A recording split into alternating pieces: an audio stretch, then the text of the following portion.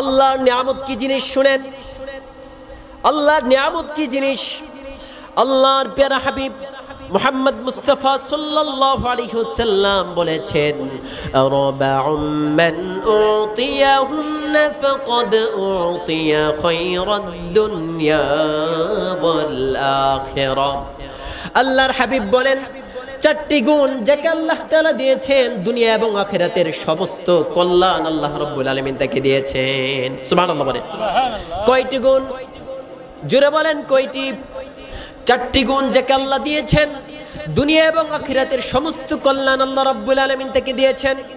আল্লাহর প্যারা হাবিব ডেকে ডেকে বললেন, এক নম্বর হলো কলবান শাকিরা, যেই কলবটা শুকরগুজার কলব, যেই কলবে আল্লাহর শুকরিয়া আছে, যেই কলব আল্লাহর নিয়ামত পাওয়ার পরে নাফরমানি করে না, আল্লাহর দরবারে শুকরিয়া জ্ঞাপন করে। আল্লাহর প্যারা হাবিব বলেছেন, যার কলবের ভিতরে এই গুণটা আল্লাহ তাআলা দিয়েছেন, আল্লাহর দেওয়া ছোট নিয়ামত হোক বড় নিয়ামত হোক, সে আল্লাহর কাছে শুকরিয়া জ্ঞাপন করে। আল্লাহর হাবিব বলেছেন, দুনিয়া এবং আখিরাতের সমস্ত কল্যাণ আল্লাহ রাব্বুল আলামিন তাকে দিয়েছেন। এত আস্তে বললেন, একটু জোরে বলেন না, আর একটু জোরে বলেন না, আরো জোরে, আরো জোরে। লাভ হইতেছে না লস হইতেছে?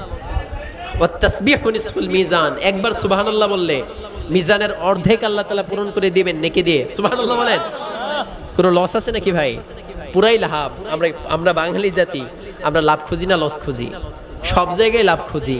এই জায়গায় লস খুঁজে লাভ আছে নাকি? আমরা এই জায়গায়ও লাভ করতে চাই, ঠিক কিনা বলেন? সম্মানিত প্রিয় ভাইরা আমার, তাহলে এক নম্বর বৈশিষ্ট্য হলো শুকরগুজার কলব হওয়া। দুই নম্বর বৈশিষ্ট্য হলো ওয়ালিসানান যাকিরা, আমাদের জিহ্বাটা হবে জিকিরকারী জিহ্বা। আল্লাহর প্যারা হাবিব এক সাহাবীকে ডেকে ডেকে বলেছেন, শুনো সাহাবী, লা ইয়াজালু লিসানুকা রাতবাম মিন যিকরিল্লাহ। ও সাহাবী, তোমার জিহ্বা যেন 24 ঘন্টা আল্লাহর জিকিরে ভিজা থাকে। সুবহানাল্লাহ বলেন। তাহলে যে জিহ্বা দিয়ে আল্লাহর জিকির হয়, যেই জিহ্বা দিয়ে আল্লাহর প্রশংসা হয়, যেই জিহ্বা দিয়ে আল্লাহর কোরআন কারীমকে তেলাওয়াত করা হয়, যে জিহ্বা দিয়ে রাসূলুল্লাহর হাদিসে মুবারককে তেলাওয়াত করা হয়, যে জিহ্বা দিয়ে মানুষকে সৎ উপদেশ করা হয়, যে জিহ্বা দিয়ে ভালো ভালো কথাগুলোকে বলা হয়, যে জিহ্বা দিয়ে আল্লাহর বিধানকে কায়েম করা হয়, যে জিহ্বা দিয়ে উস্তাদ তার ছাত্র তৈরি করে, ছাত্র গঠন করে, যে জিহ্বার মধ্যে সব সময় আল্লাহর জিকির চলে, আল্লাহর ইবাদত চলে, আল্লাহ আল্লাহ জিকির চলে, সুবহানাল্লাহর তাসবিহ চলে, আলহামদুলিল্লাহর তাসবিহ চলে, আল্লাহু আকবারের ধ্বনি চলে, যেই জিহ্বা কখনো থেমে থাকে না, সব সময় ভালো কাজে আর সৎ কাজে ব্যবহার হয়। আল্লাহর প্যারা হাবিব বলেছেন, সেই জিহ্বাটা যাকে আল্লাহ রাব্বুল আলামিন দান করেছেন, দুনিয়া এবং আখিরাতের সমস্ত কল্যাণ আল্লাহ রাব্বুল আলামিন তাকে দান করেছে। প্রিয় ভাইরা আমার, এবার 3 নম্বর গুণ কি? আল্লাহর হাবিব বললেন, ওয়াবাদানান আলাল বালা'i সাবিরা, যে শরীরটা বিপদে আপদে, তার উপর যত বিপদে আসুক না কেন, সেই বিপদকে সে মনে করবে আল্লাহর পক্ষ থেকে আমার জন্য বিপদ নেমে এসেছে, আল্লাহ আমাকে পরীক্ষা করার জন্য হয়তো বা বিপদটুকু দিয়েছেন, না হয় আমার গুনাহকে মাফ করার জন্য বিপদ দিয়েছেন, না হয় আমাকে পরীক্ষা করার জন্য বিপদ দিয়েছেন, না হয় আমার মর্যাদাকে বৃদ্ধি করার জন্য বিপদ দিয়েছেন। যে বিশ্বাস করে বিপদ আপদে ধৈর্য ধারণ করতে পারবে, আল্লাহর প্যারা হাবিব বলেছেন, দুনিয়া এবং আখিরাতের সমস্ত কল্যাণ আল্লাহ রাব্বুল আলামিন তাকে দান করেছেন। জোরে বলেন সুবহানাল্লাহ।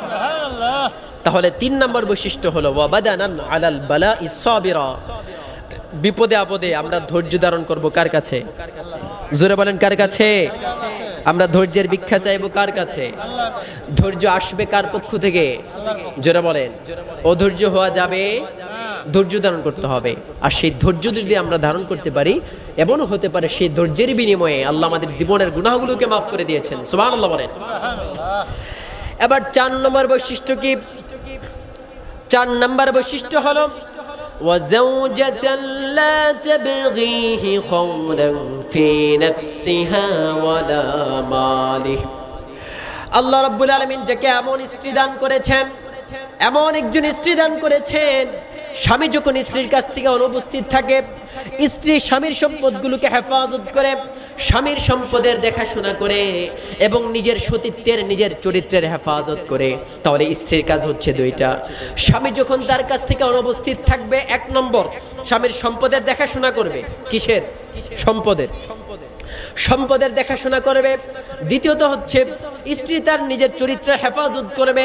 আল্লাহ রাব্বুল আলামিন যাকে এমন স্ত্রী দান করেছেন, আল্লাহর প্যারা হাবিব বলেছেন দুনিয়া এবং আখিরাতের সমস্ত কল্যাণ আল্লাহ রাব্বুল আলামিন তাকে দান করেছেন। সুবহানাল্লাহ বলেন। একটু আমরা তাসবিহ পড়ি, সুবহানাল্লাহ আলহামদুলিল্লাহ লা সুবহানাল্লাহ আলহামদুলিল্লাহ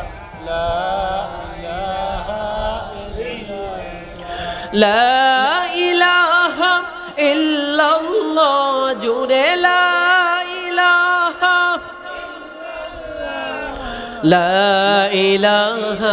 ইল্লাল্লাহ সুবহানাল্লাহ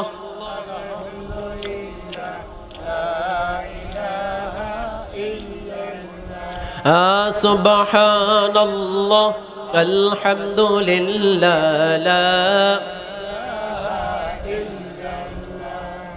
লা ইলাহা ইল্লাল্লাহ মুহাম্মাদুর রাসূলুল্লাহ সাল্লাল্লাহু আলাইহি ওয়াসাল্লাম। সম্মানিত সুধী, ফাঁকে একটা মাসালা বলে ফেলি। কোন স্ত্রী তার স্বামীর সম্পদ নিতে পারবে কে পারবে না? যারা মহিলারা আছেন মাসালাটা মনোযোগ দিয়ে শুনেন। মাসালা হচ্ছে স্বামীর পকেট থেকে কোন স্ত্রী স্বামীকে না বলে টাকা নিতে পারবে, স্বামীকে না বলে তার কাছ থেকে কিছু নিতে পারবে না। তবে এখানে একটা কথা আছে, যদি কোনো স্বামী এত পরিমাণ কৃপণ হয়, এত কৃপণ যে স্ত্রীর হক তাকে বুঝিয়ে দেয় না, স্ত্রী অসুস্থ থাকে তার জন্য সে ওষুধের ব্যবস্থাটুকু করে না, তার খোঁজখবরও ঠিক মতো নেয় না, তার সন্তানদের প্রয়োজনীয় যত জিনিসপত্র আছে এই জিনিসপত্রগুলো কিনেও দেয় না, এত পরিমাণ কৃপণ আছে না আমাদের সমাজে? ধরেন সন্তানের রোগ হয়েছে, জ্বর হয়েছে, ওষুধ কিনে দেয় না, খোঁজখবর নেয় না, কেমন যেন একটু গাফেল অবস্থা, সন্তানদের থেকে গাফেল, স্ত্রীর থেকে গাফেল। মাসালা হচ্ছে যদি কোনো স্বামী এরকম হয়, তখন স্ত্রীরা স্বামীর পকেট থেকে ততটুকু পরিমাণ টাকা নিতে পারবে যতটুকু পরিমাণ টাকা দিয়ে সেই স্ত্রী নিজে এবং তার সন্তানদের প্রয়োজনীয় যত জিনিসপত্র কেনার জন্য যত টাকা প্রয়োজন সেই পরিমাণ টাকা নিতে পারবে। এটা কি আছে? জায়েজ? বুঝতেছেন? এতটুকু পরিমাণ জায়েজ আছে।